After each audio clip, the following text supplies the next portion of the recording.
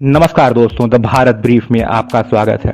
दोस्तों, जब पूरी वेस्टर्न मीडिया भारत को घेरने की कोशिश कर रही थी, तो क्या आपने कभी सोचा था कि उसी वेस्ट का हिस्सा बनने के लिए भारत को इनवाइट किया जाएगा, वो भी किसके द्वारा? कनाडा के द्वारा, जिससे हमारे रिश्ते कुछ महीनों पहले ही बर्फ से भी ज्यादा ठंडे थे। दोस्तों, कनाडा के नए प्रधानमंत्री मार्क कार्नी ने पीएम मोदी को 15 से 17 जून के बीच होने वाले G7 समिट में आधिकारिक तौर पे इनवाइट किया है और यह इनविटेशन खुद कार्नी ने पीएम मोदी से बात करके एक फोन कॉल में दिए और पीएम मोदी ने इसे स्वीकार भी कर लिया।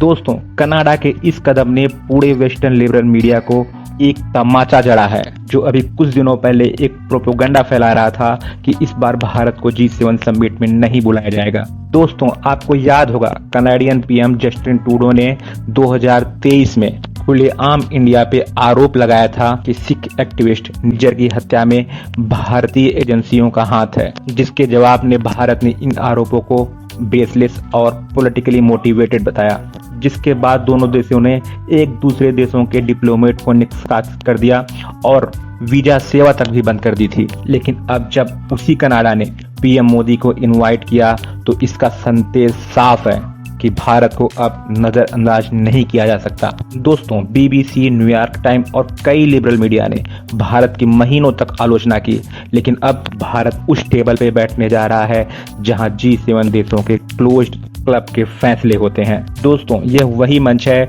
जहां America, Canada, France, Italy, Japan और यूके जैसे देश बैठते हैं और अब भारत भी उस टेबल का हिस्सा होगा, एक गेस्ट के तौर पे नहीं बल्कि एक सुपर पावर के तौर पे।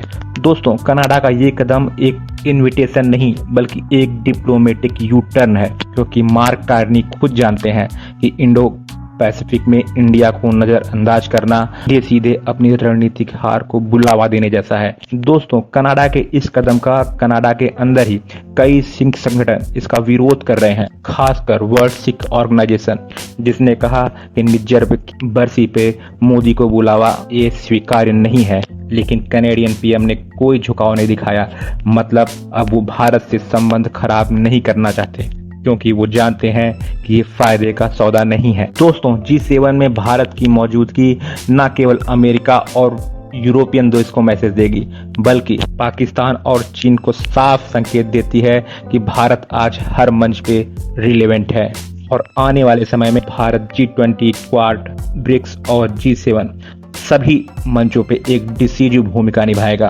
दोस्तों, सवाल ये नहीं है कि कनाडा ने भारत को इनवाइट किया, बल्कि सवाल ये है कि क्या ये कनाडा का सॉफ्ट सरेंडर है और क्या अब दुनिया भारत को एक डेवलपिंग कंट्री नहीं बल्कि एक विश्व शक्ति के रूप में देखने लगी है। आपका क्या मानना है? कमेंट करके जरूर बताइए और दोस्तों, ऐसी ही न्यूज के लिए द भारत ब्रीफ को सब्सक्राइब करें। थैंक यू दोस्तों।